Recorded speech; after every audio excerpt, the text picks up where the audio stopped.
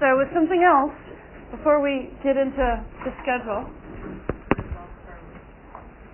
No, I was just going to ask, how are you all? Huh? Doing better than expected for a Monday? I think that the sun came out for a couple of minutes again this morning. It's gone now, but that was exciting. I know. You know, I love winter. I do. I love winter. But I'm already miss going on bike rides. I won't lie about that. So, just to look at the schedule. So I know I shared the questions for next week's concepts and connections. I shared them with you last week. Doing so with the purpose of wanting you all to have access to be able to think about everything for your final paper. Now, there were a couple of folks that had to share. Do you remember? Did you get a hard copy? Did one of you not get a hard copy of this? I can't remember. Somebody back here? Okay, sorry about that. Thank you. No problem. Maybe I just borrowed yours and I eventually gave it to you at the end of class. Anybody else need a copy of this? Okay. I don't know how many I have with me right now. I have 3.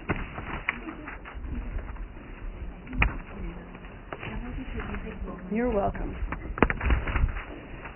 Okay, so you're very welcome. So I want you all thinking about your final paper. And knowing with the third concepts and connections, we're doing the in-class work a week from today. Right? I want the actual mini-essay to be due before Thanksgiving. Okay? And here's why I want it to be due before Thanksgiving. Even though, I'm going to be honest with you, I won't grade it until the end of Thanksgiving weekend. But I want you to turn it in before Thanksgiving because I want you, when you're not working and taking care of your families, I want you to rest. So I just want it to be done. Right? Hand it over to me. I'll do the grading so that when we come back after Thanksgiving, you will know the grade for all of your mini-essays. You will have feedback for all of your mini-essays. And you can start thinking more concretely about moving on to your final paper. Okay? But I gave you the questions early because I want you, in particular, you can start working on your mini-essay first. If you already know which question you might be interested in writing about, you can already start working on it. Okay? Because you don't have as much time. The in-class work is on Monday, and then I want you to be turning it in on Wednesday. Right? Technically, school, like the campus is closed on Wednesday. So theoretically, if you turned it in before campus closed, you'd have to get it quick turnaround by Tuesday. Okay? I'll leave it open, so you don't have to worry about it. But I want you to have it in before Thanksgiving, but you can start working on it in advance. You can start working on it in advance. But in particular, for those of you who are interested in this book, interested in these concepts, and want to incorporate that into your paper, I didn't want you to wait and see what the mini-essay was going to look like in case this mini-essay is going to be the one that you're going to use for your final paper. Okay? You can, of course, also see the logic of the remaining lectures. We've got 2 remaining lectures. What's that? Is that sad? Well, I mean, we won't part ways. We come back after Thanksgiving and we still get 2 more weeks together. Yeah. And also, I plan on being here for, how old am I? A long time. Yeah. J149. Come back anytime. You need a letter of recommendation. You need something to eat. Right? 10 years from now, I don't care. Come on back. Let's hang out. Let's commune. See what's going on in the world. Right? Though I appreciate the sentiment. But this is the last 2 lectures. right? The last 2 lectures. We're still going to talk sociological when we come back, but it's all going to be rooted in stuff working on your final papers. We're going to be doing thesis workshops, outline workshops, and then you're going to be writing. Okay? So you see the logic of each of the lectures that is remaining. Today we're going to be talking about the idea of boundaries and boundary work. And then on Wednesday we're going to talk about emotional labor. Right? Neither of these concepts are unfamiliar to us. As you see in the questions, we have already encountered the idea of boundary work in Rahilly's article about parenting gender-variant children. Right? And then as we talk about emotional labor, we've encountered emotional labor in many contexts. That question is rooted in Illouz. But that concept emerged with Single Mothers Do Family, and it also emerged with the Montes piece about Guatemalan fathers. Right? So the idea of emotional labor is not new to us. But we're going to be building connections. And remember, the whole idea of the synthesis is to do just that, right? Find and build connections.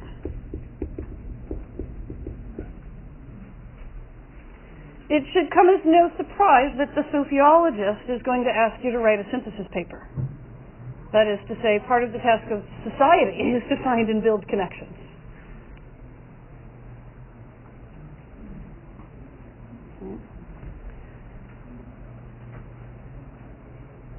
So I'm going to spend some time, I'm going to ask somebody to do me a favor.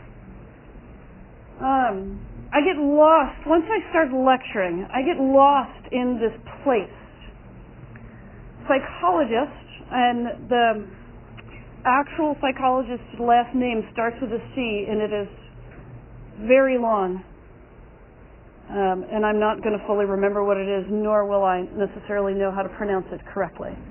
But he calls this the psychological state of flow, where you get so wrapped up in what you're doing that you cannot really even, like, you're not even like aware of other things. Okay? So for me, that's about time. So I would like for somebody, right, when noon rolls around, if noon rolls around and I'm still lecturing, will somebody just like raise their hand and gently tell me that it's noon? Because I want to spend at least the last 15 minutes talking again about your paper. So I want to explore, I want to see if a couple of folks have thought about potential topics. And I want to do similar work to what we did last week on Wednesday by taking somebody's topic and connecting it to one of the already existing mini essays so that we can start seeing how to build a synthesis, right, with other examples. Okay? Okay.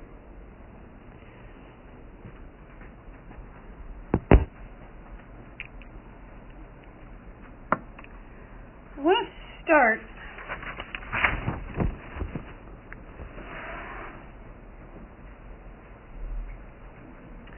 I want to ask you all to think about this.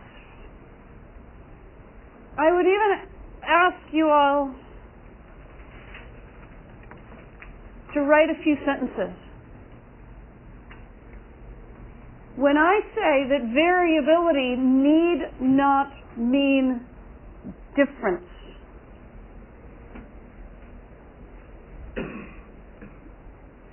what is your gut telling you about what that means? Variability need not mean difference.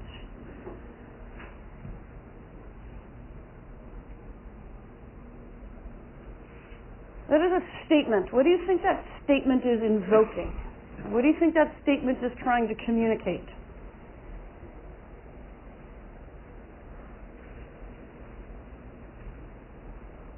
Think about it.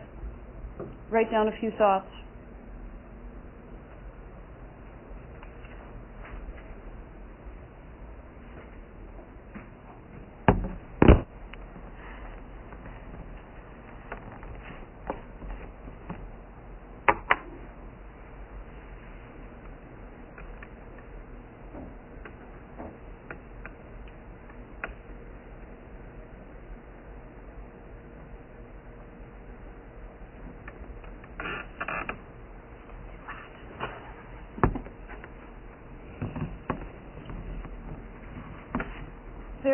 variability, yeah, I know I should, shouldn't I?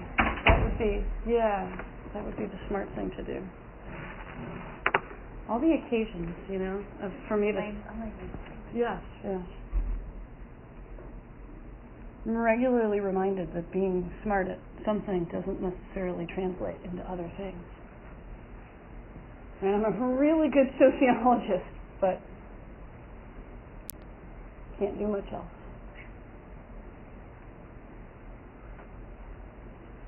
Okay, variability need not mean difference. So the trick today, with one exception, is that a handful of our usual suspects aren't here. Okay. Is anybody willing to share your thoughts?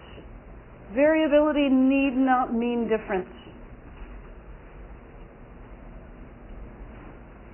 What do you think I'm getting at there?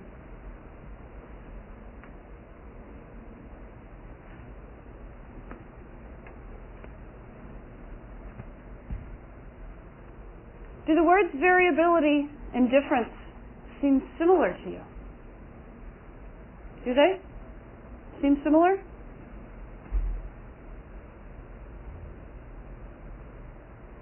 Am I here? Do I need to pinch myself? Are they similar? Do they seem similar to you? Okay. And yet, at the same time, do you think of them as not being the same, even though they're similar? As the word variability, does that invoke meaning? The word difference, does that invoke meaning? And do those meanings overlap for you? Anybody, what do you think? Variability need not mean difference.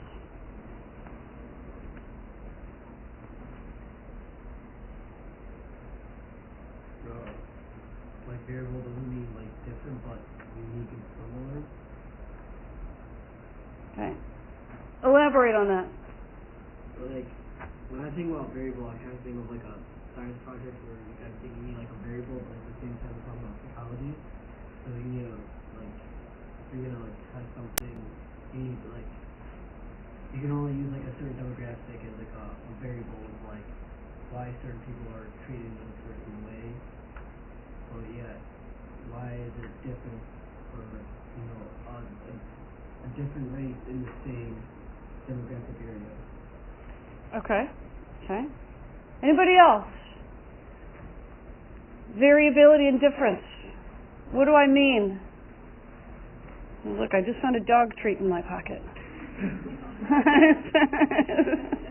Anybody want a dog treat? Variability. Well, like you put your hand in your pocket, and I was like, what? What's in my pocket? Variability need not mean difference. Anybody else want to take a stab at what we're getting at?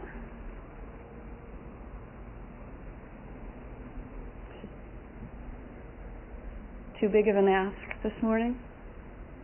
That's fair.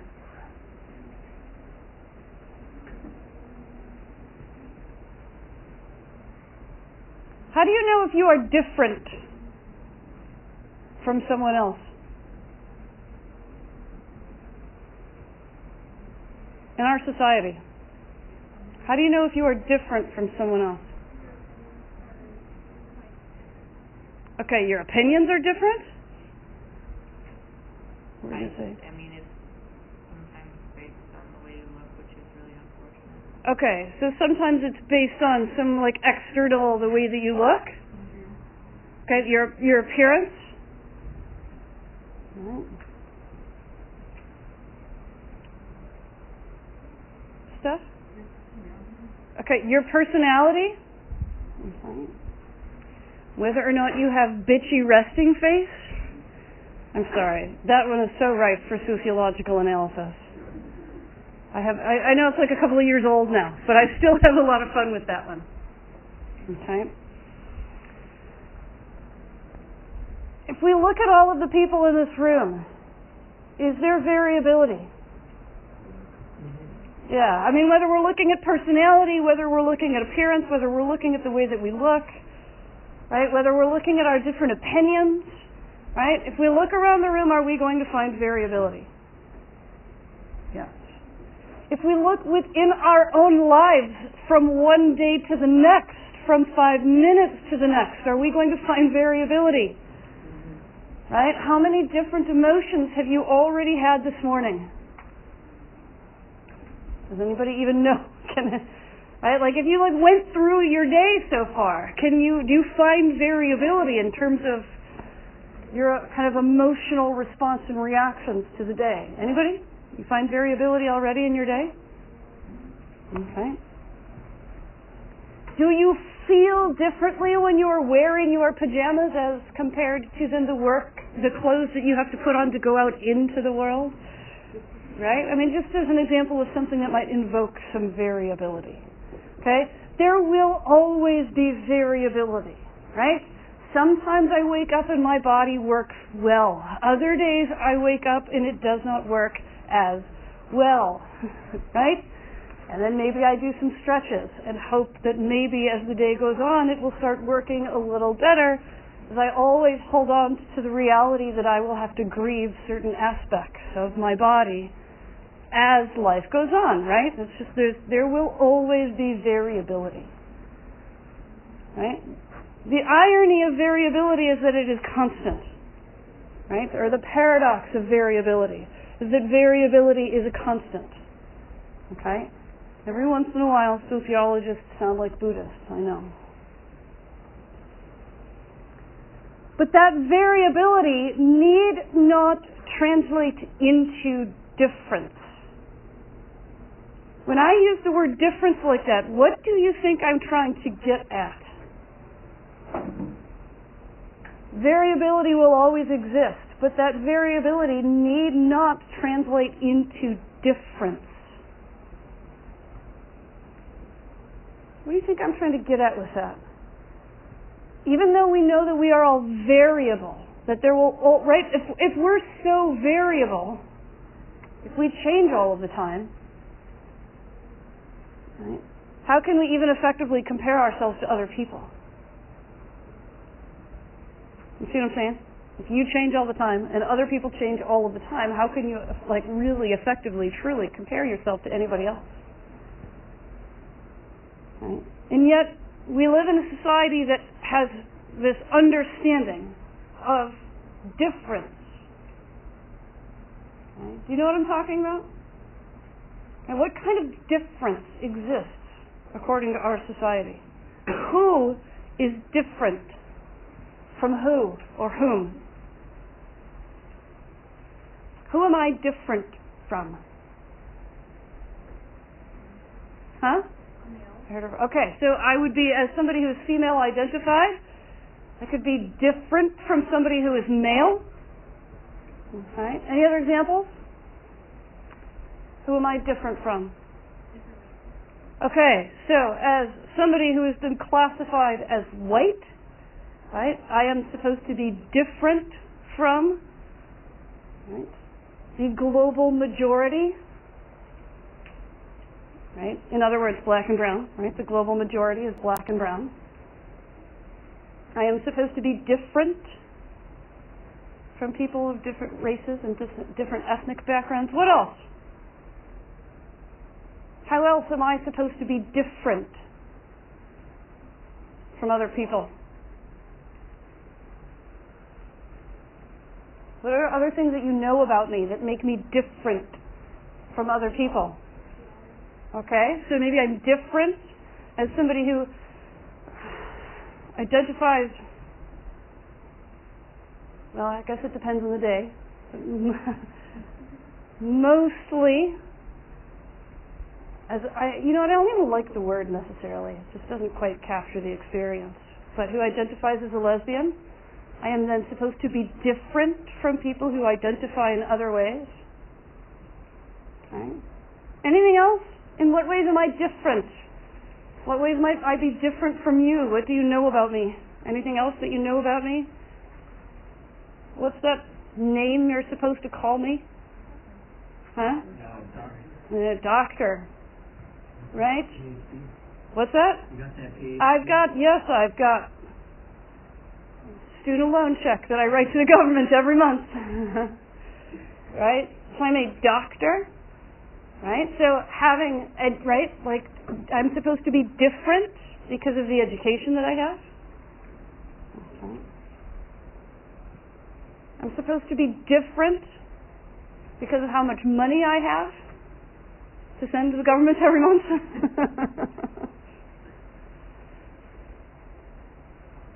Okay.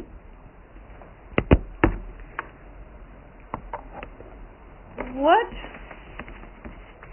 And I'm sorry if this is too philosophical for a Monday morning.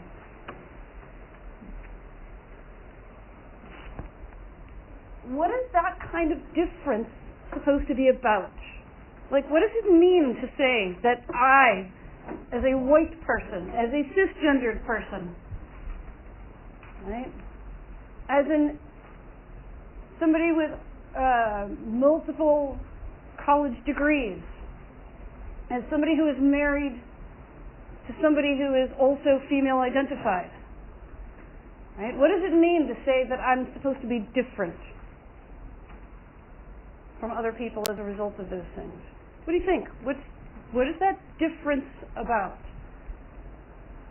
Where does that difference come from? What, right? How am I different from somebody who is male identified?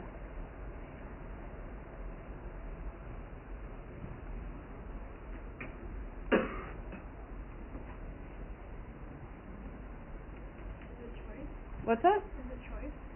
Well, what's the difference between men and women? What are we told? What's the difference between men and women? Right? If I identify as female, and that's supposed to make me different from men, how? Right? Like, how are women different from men? We have ovaries. Okay, some of us have ovaries. Not all of us do. Where it starts to get complicated. Okay, so women have ovaries and men don't. Okay, what else? What makes women different from men? Anybody? What are we told? What makes, yeah. Okay, women are supposed to be more fragile. What else? What makes women different from men? Women can carry babies and men can't. Okay, women can carry babies and men can't? You mean inside their bodies or with their arms? Okay. Inside their bodies. What else? What makes women different from men?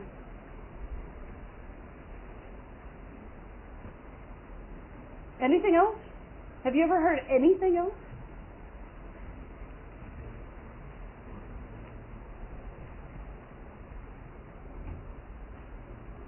What do men do that women don't? Okay, men work, and women take care of kids, right? Why are men more capable of work? What is the supposed difference that underlines that? Men go to work in factories because men are stronger. Right? Men are, I know it's Monday morning, so I apologize for the use of the word that I am about to use, hornier.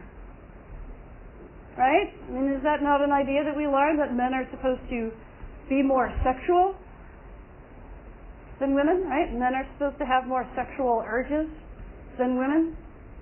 Do kids these days still use the word horny?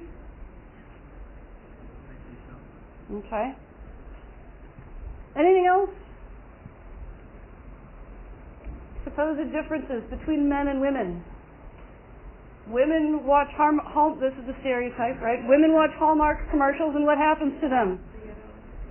Right? We start crying, we get all blubbery, right? Especially when those Hallmark commercials are in between the various scenes and episodes of This Is Us. Right? And we're just a wreck. Do men cry? No. Work with me here, people. What is the idea of the difference between men and women? Do men cry? No, men don't cry. Right? They just lift heavy stuff and then have sex. Right? I mean, that's what men do. They lift heavy stuff and then they have sex. Right? Women never fart. There are different expectations of bodily functions, right? Men sit, men burp, men fart. Women's bodies magically don't. It's truly magic. Women cook, men can't cook. No. Men can ask for sandwiches, women make them. Yeah? Anything else? What makes men and women different from each other? Men have higher testosterone levels than females. Okay, men have higher testosterone levels than females. Okay, now, if we go back through this list, of course, in reverse order, right? Vicente, can you actually make a sandwich? Yes, you can. Right? We know that everyone has the capacity to cook.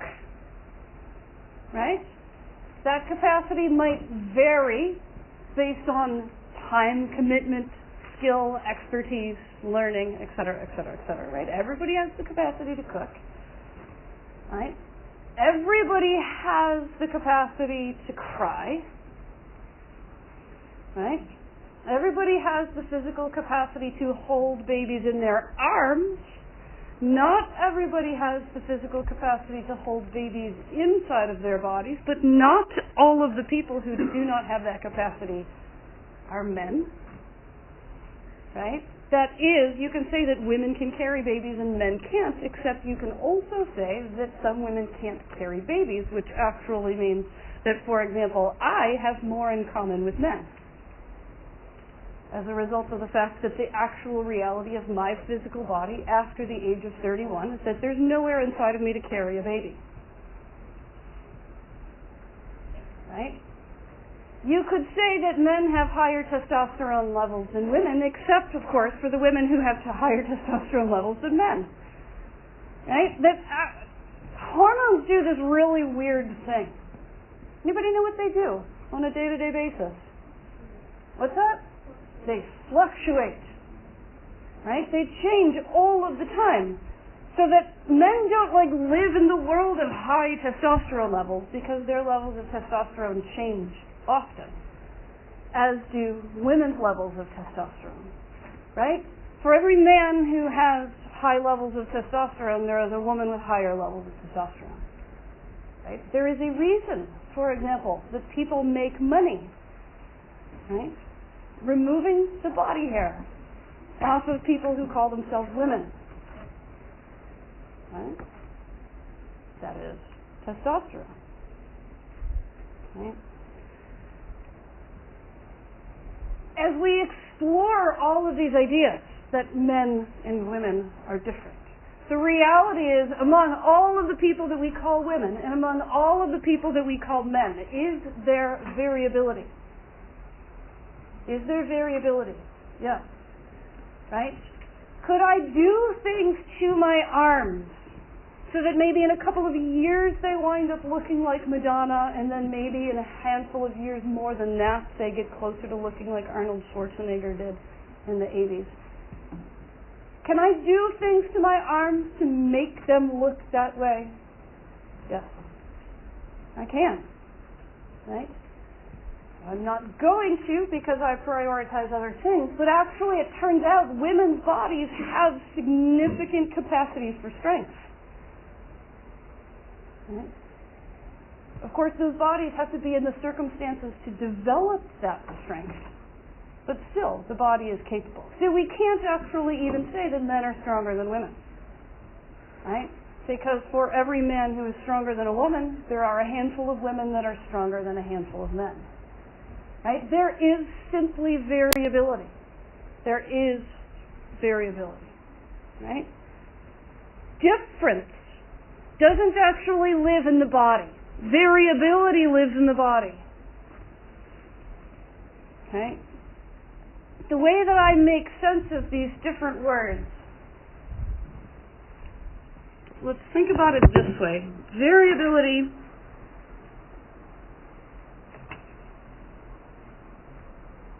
is reality. And difference is ideology. Right? As we interrogate all of these ideas about men and women being different, right, that as a group, that there's this thing called women, and they are uniformly similar to each other and subsequently different from men.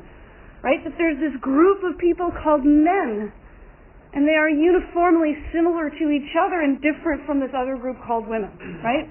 That kind of difference, that understanding of difference, is ideological. It is ideological. Salute. You're welcome. Which of course means it is socially constructed.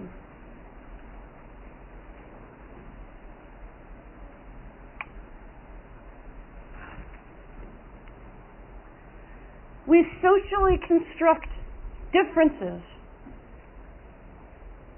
through culture, through ideas, through beliefs, through language, through symbols, of which our bodies become those symbols, right? Our reproductive parts, in the context of gender, become symbolic carriers of social meaning. Right? Which is to say that my compassion comes from my ovaries. Right? Or my strength comes from my testes. Right? Now, of course, one of the joys of teaching sociology is reminding us that actually all of those things, all of our ideas about men and women, the only part of the body that those things are connected to is the brain. And not in terms of different brain structures between men and women, but in terms of the prefrontal cortex's capacity to construct meaning. Right? So that we are all variously abled. We are all variously physical creatures, right? Like the way that we look, the way that we think, the way that we act, there's just variability. Right? Turning that variability into an idea of difference, of which then once it becomes a point of difference, it gets rooted into a binary of superiority and inferiority. Right? Like the difference between variability and difference in our society is that we judge difference. Right? We stigmatize difference. Variability just is. Difference becomes stigmatized because it gets brought into a binary of superiority and inferiority. Right? Once we take all of the variability and we turn it into two groups, which by the way is not very reflective of the realities of variability. Right? But once we take all of human variability and we turn it into there's men and there's women, that difference, that idea that men are different from women becomes rooted in a system of power. Right? That men are different from women and as a result men have greater access to resources as a result of their difference because their difference makes them superior.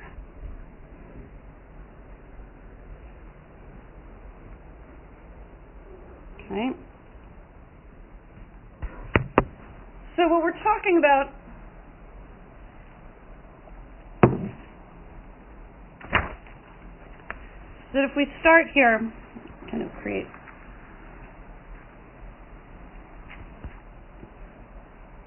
what we're talking about are systems of inequality.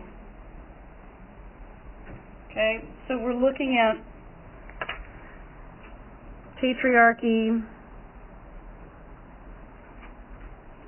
as an example.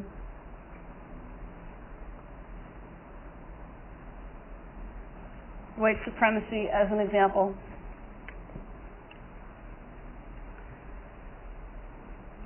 Systems of inequality require that we construct meaning that we construct notions of difference.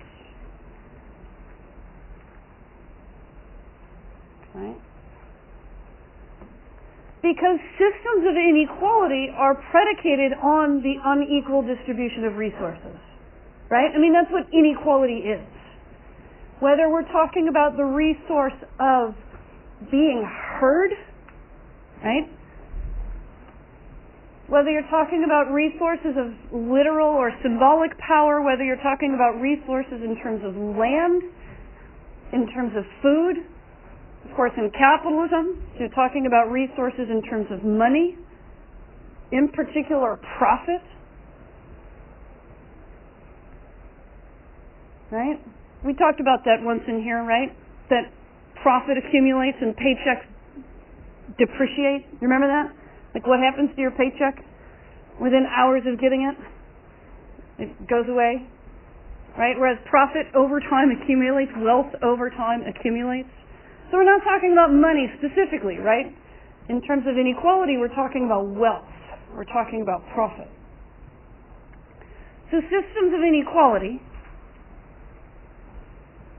by definition, right, are systems of the unequal distribution of resources.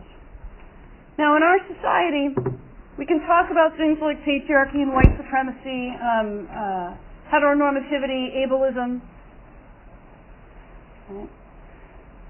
Ultimately, though, the root of them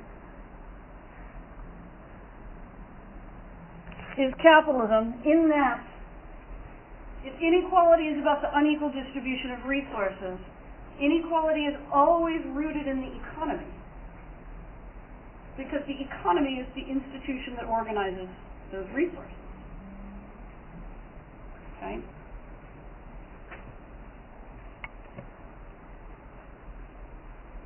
Capitalism is not the only potential inequality that's going... sorry, that came out wrong. Capitalism is not the only potential economy that is rooted in inequality. Right? Any system of inequality is going to be connected to the economy. So we talk specifically about patriarchy and white supremacy. The system of inequality must first construct a binary.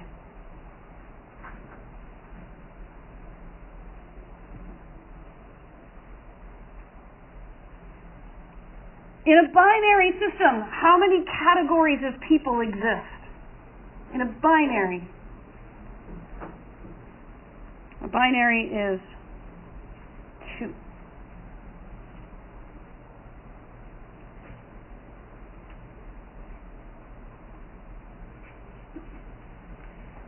So in the binary of white supremacy,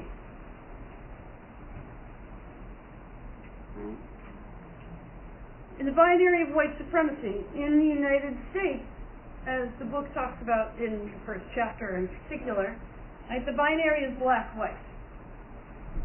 And the reason for that is because of the history of this particular place, right? Indigenous people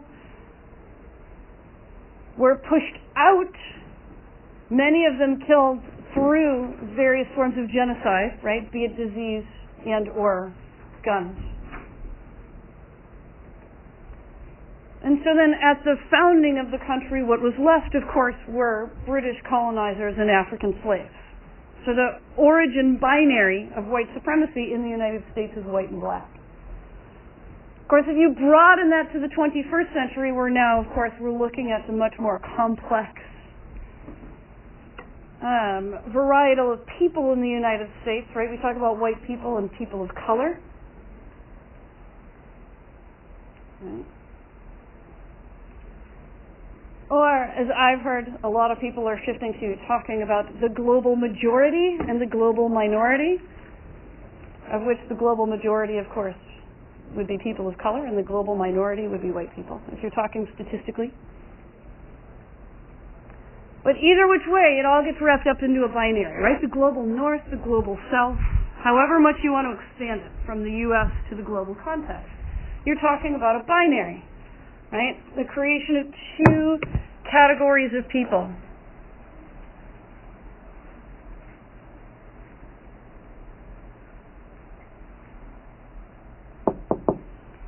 Now, you reason inequality relies on binaries, the reason capitalism relies on binaries, the same reason capitalism does a lot of other things, right? Have you ever heard people talk about in a factory or in any kind of capitalist context, right? You're running a business, you want that business to be efficient, right? Have you heard people talk about the word efficiency? Right? Then we want it to be clear, we want it to be efficient, we want it to be obviously efficient, right? Like you don't want it to be difficult, you don't want it to be complex. A binary simplifies. A binary simplifies. Right? Remember how we talked about there is all of this variability in the room. And when we construct difference, we take all of that variability and we turn it into two categories. That is a simplified version of the reality of our experiences. Right? It also, by the way, is dehumanizing. Because by nature we are complex, not simple. Okay? Of course, the irony of white supremacy and patriarchy is that it dehumanizes everyone. It gives some people a benefit from that dehumanization, but it still dehumanizes everyone. Okay? If you're distributing resources unequally, let's say you've got $200, right? And you're distributing it unequally, and you've got 20 people. Would it be more complex to figure out how to distribute that $200 to 20 people than it would be to 2, right? If you've got 2 people and you're distributing $200 unequally, would it be easier to figure out how to distribute that than it would be if there were 20 people? Just mathematically. What do you think? Would it be easier with 2 people than with 20 people? Yeah. In the same sense, it's easier for 2 people to figure out where to go out to eat than it is for 20 people to figure out to go, right? Think about 2 people splitting a bill at a restaurant. Think about 20 people trying to figure out how to split the bill at the restaurant, right? The more people, the more complex when you're talking about distributing resources. So systems of inequality limit the complexity to make it more efficient to organize the inequality. So the realities of our experience, the variability of our experience, right, is simplified into binary structures. Instead of being variably human, we become women. Instead of being variably human, we become white. Instead of being variably human, we become wealthy. Instead of being variably human, we become gay, right? It simplifies. It simplifies. Now, of course, from that binary, and in particular from the systems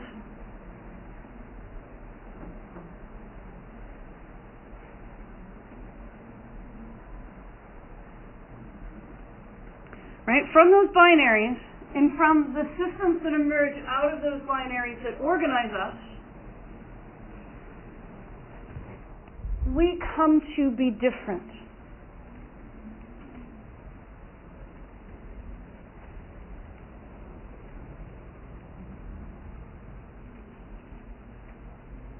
Right? If you grew up in a context where the primary task that your parents asked you to do was to mow lawns and get leaves out of gutters,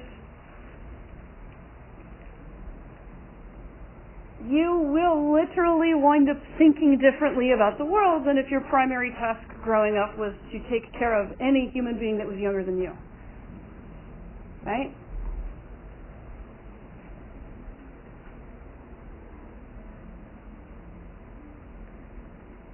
Segregation, in particular, is a central aspect of constructing difference, right? We are segregated. We are segregated by sex. We are segregated by race.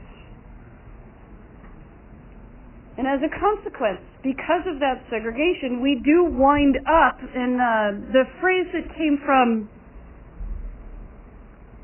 it was the Montez article, though I'd have to look back off the top of my head, I'm not remembering, was the idea of position subjectivity. right? That our position in society shapes our subjectivity. It shapes how we think, how we feel, how we act. Right? So the difference is constructed. But the difference is a necessary aspect. This notion of difference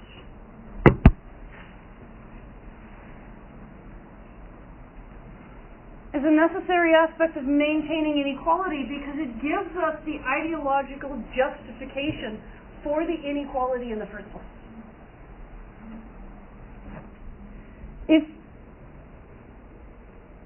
Okay, so let's think about it in terms of men's bodies being strong, right? So that the belief of difference is that men's bodies are strong. But if you do the backward sociological math of that, and if you look at how sex segregation has impacted men and women's bodies, right? Historically, if you look at access to sports, if you look at the fact that men and women's bodies aren't allowed to compete alongside each other, they compete in sex-segregated contexts. The rules of most of those games are different. Right? Historically, women haven't had access to the same sports that men have had access to. Right? Women haven't had access to the kinds of institutions that physically make their bodies stronger. Right? Women haven't had access to the military. Women haven't had access to the kind of physical and or factory labor that would literally transform women's bodies into stronger bodies. Right? That is to say, when women's bodies are denied access to the kinds of labor that would strengthen their bodies, it looks as if women are weaker. Okay? And it looks as if men are stronger. And so then we believe that men are stronger. Once we believe that men are stronger, then we think that the inequality is justified. That whether we like it or not, men have more access to resources because their bodies are stronger. The idea of difference is what we use to justify the system of inequality in the first place. Okay? I can tell, by the way, how much fun this is. It's okay. Can you all feel it? Can you? Can you feel the Monday? The sun isn't shining energy in the room? Can you? Yeah? Okay. Everybody want to get up and do a jumping jack? Anybody? No? Okay. Better than coffee. But hey, you can do it on your own time. Okay. What's that? It's true. Yeah. I'm afraid it is. Better than coffee. Okay, so why are we talking about all this? If difference is socially constructed, the categories of difference are socially constructed,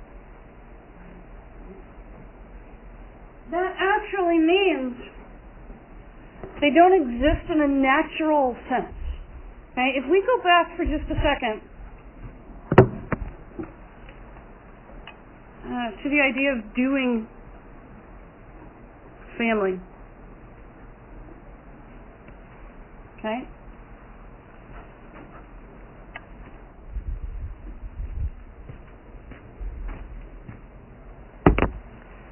If I sit at home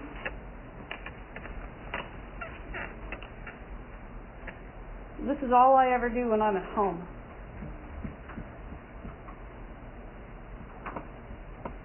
Am I doing family? Am I doing anything? I mean, if I spend my whole time doing nothing is really important to me. So, if I spend all of my time at home meditating, I'm pretty sure that Tori would get pretty well pissed off. Right? I mean, she thinks it's good that, like I take care of myself and that I try every day to be a little bit better at being a human. Right? She thinks that, my own personal growth is good. But if that's all I ever did, our relationship would start hitting some hiccups. Right? And the whole idea of doing family is that we have to do family. Right? That we produce family through action. In the same way that Bell Hooks says we need to think about love, not in terms of feeling, but in terms of action. right? The feeling actually comes through action, right? Like we feel connected to each other because we act in relationship to each other, right? When we feed somebody, we feel connected to them. The act of feeding is what creates the feeling of connection, right? So doing family requires an active participatory dynamic, right? I can't just sit back and do nothing and expect that I'm going to have a family. Because if I sat back and did nothing, trust me, after a period of time, I would find myself on my own, right? And of course, I can also do things that would cause me to be on my own. That is, if the things that I did were not acts of love, but were instead, for example, acts of violence, right? I would find very quickly that I couldn't just do those things and have a family, right? It's not automatic. Family has to be constructed. My partnership, my family, is constructed through the accumulation of multiple moments of actions that we could call love, right? But we could otherwise also call things like cooking and cleaning and emotional labor and care and generosity of spirit and all of this kind of stuff, right? Family has to be socially constructed. Okay? We have to do family. We don't just automatically have it.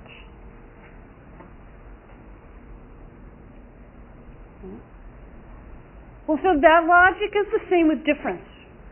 We aren't different.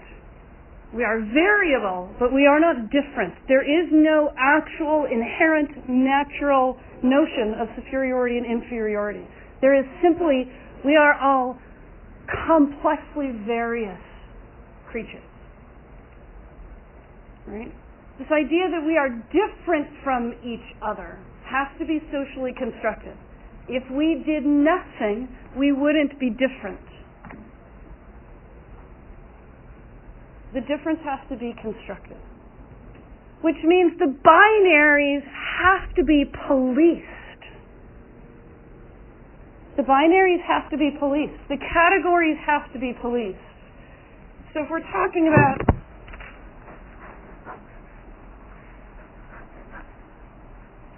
right? We are socially constructing these categories of male and female. Right? And there's all of these rules. I'm not writing them actually down, right? There's all of these rules inside of each category, right? There's rules that say, this is who you are if you are this. This is how you are supposed to be if you are this. This is who you are if you are this. This is how you're supposed to be if you are this.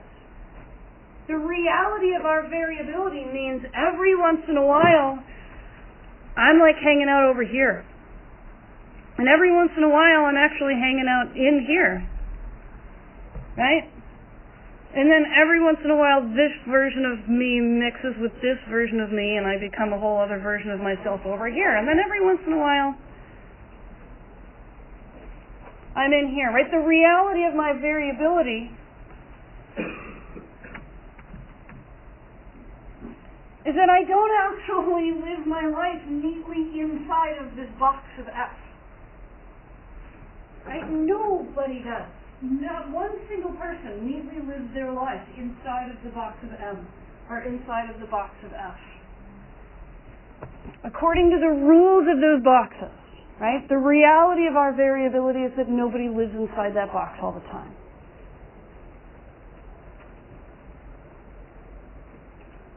Right? In the same sense, we think of other boxes, right? Like we binary that there are people who have mental wellness and then there are people who have mental illness. As if it's one or the other, as if it's a binary, as if there's not variability. Right? That we either have it or we don't. And then subsequently, not enough of us spend enough time taking care of ourselves. Okay? These boxes These binaries have to be policed.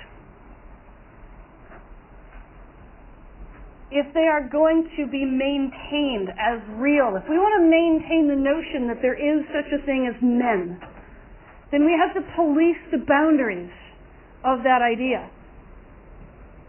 We have to enforce this idea that if you have this body, if you have been placed into this category, then you have to act this way.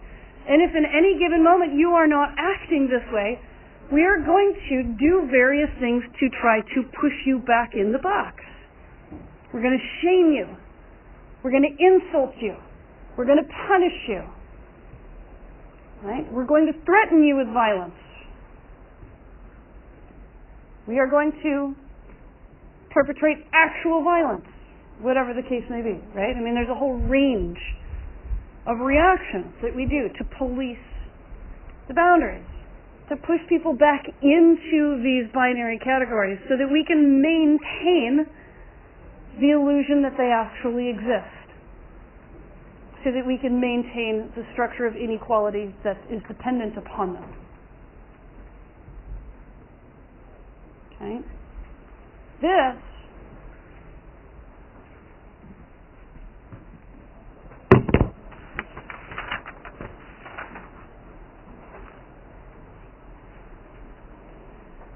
is what Steinberger calls boundary work. And in the Rahilly article, referencing Emily Kane, it is called boundary maintenance. Right? Sometimes it is also referred to as border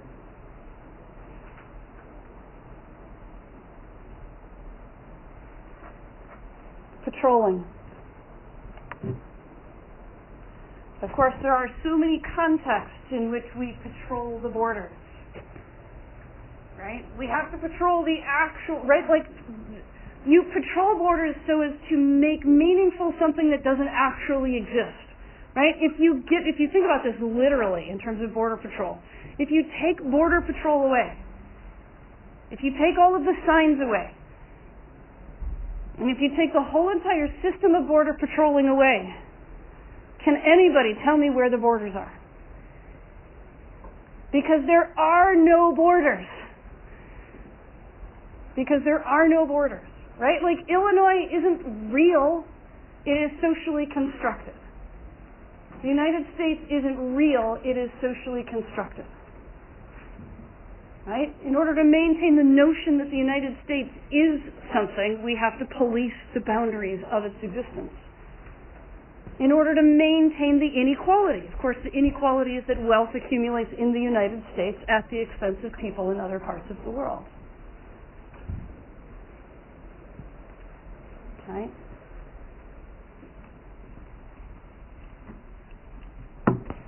So we engage in border patrolling.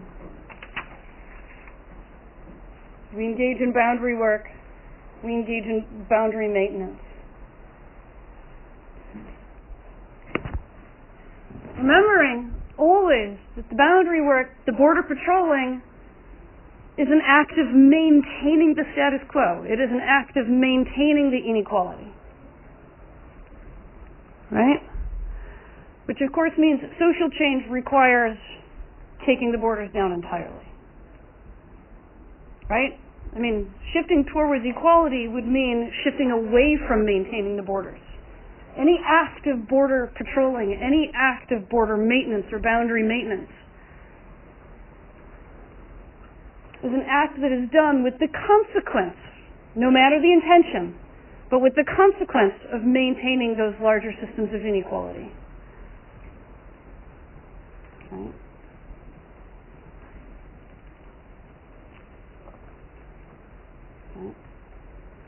Okay.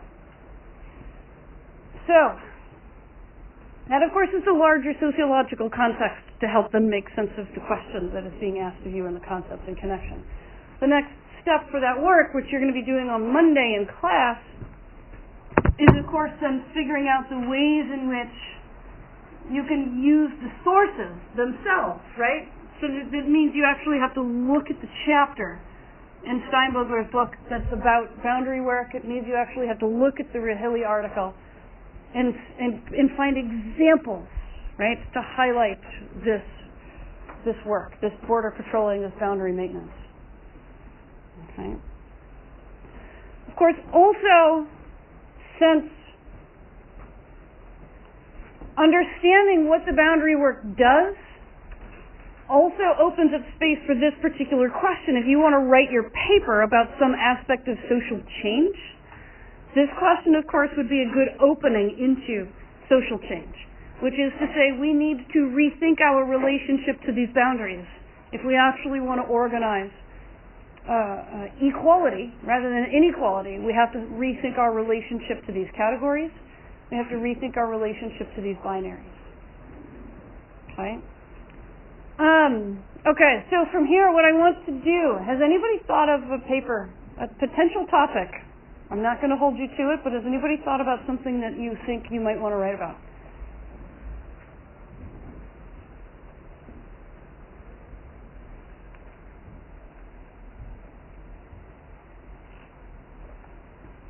Nobody? Can you write it down on a piece of paper and hand it to me if you don't want to say it out loud? Has anybody thought of a potential paper topic?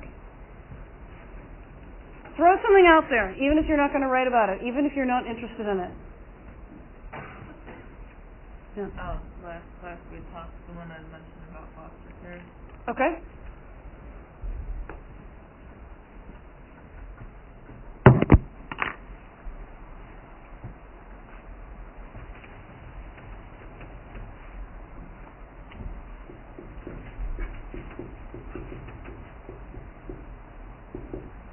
Okay, so let's say we are going to write our final paper on foster care.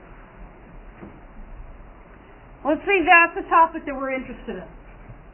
Figuring out, then the next step is figuring out which mini essay, right? Which mini essay are we going to pull from to write this paper?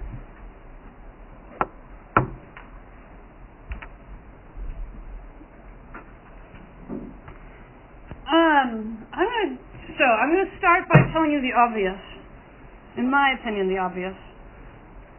Maybe not in your opinion. If your mini paper, your first mini essay, was responding to this question, what does it mean to argue that the family isn't a biological arrangement? More specifically, use information from Dill's article to support Giddens' argument that the family is a social construct that is not determined by biology. Use both Giddens and Dill's references.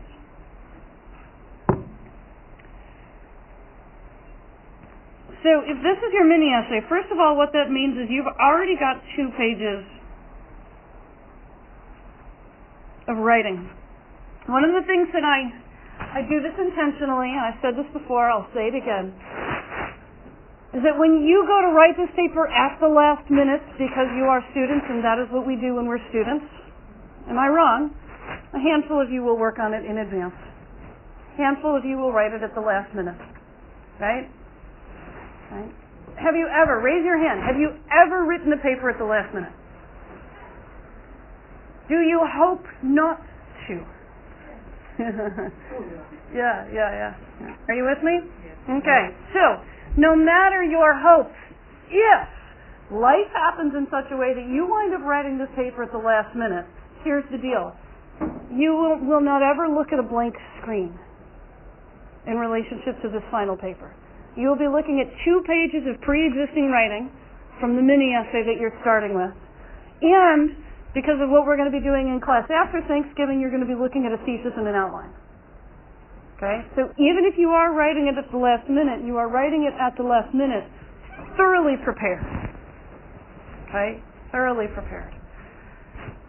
So the first thing that you need to do with this 2 pages of writing from this question, you need to figure out how am I going to take this mini essay, this 2 pages of writing, and then write a paper about foster care. Okay? Which means one of the things that you have to do is you have to take the original mini essay, and then you have to take your topic, and then you have to transform this question through the lens of this topic into a thesis.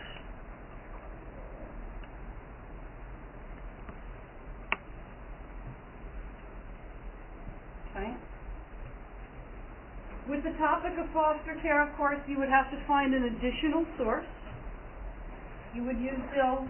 You would use Giddens, as the original mini-essay required you to do. You will still incorporate that into your final paper, but then you have to find a third source, which is some sort of sociological article about foster care.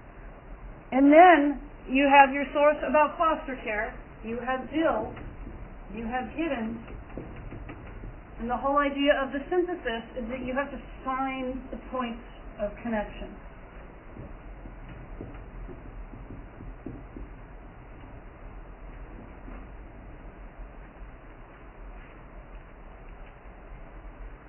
Okay. With this particular question, it would be really easy to turn this into a thesis. And a thesis, of course, is a statement, not a question. So that's part of the transformation.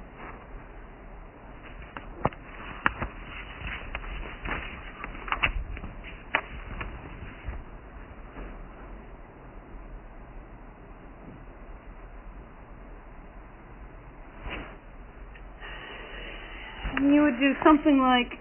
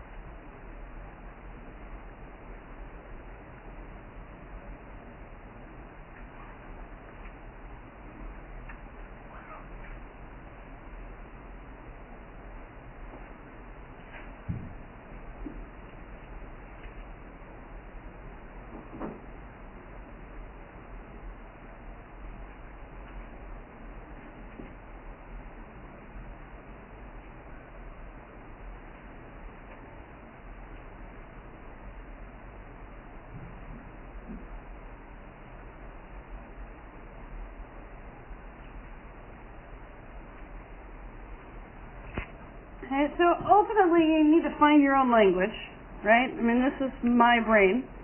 You are going to be writing from the perspective of your brain. So your language doesn't have to look exactly like my language.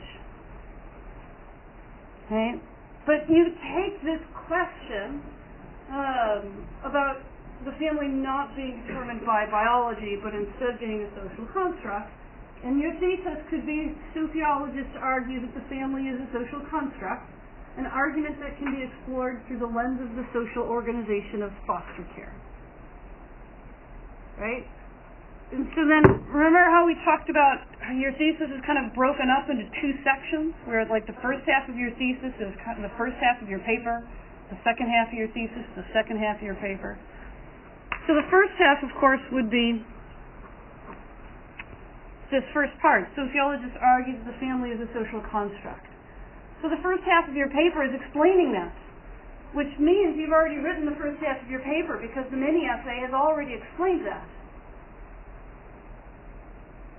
Right? And then the second half of your paper would be exploring the specific example. How does foster care, how does the system of foster care highlight that the family isn't biological but is instead socially constructed?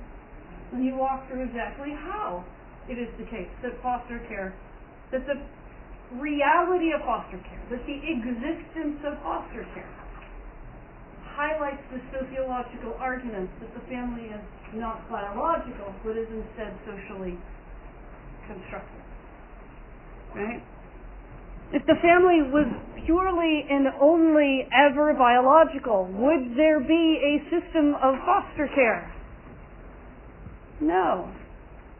But at the same time, if the family was organized more collectively rather than individually, would there necessarily need to be a system of foster care?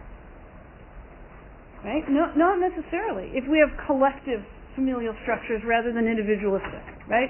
But if you have only two people responsible for their own private children, right?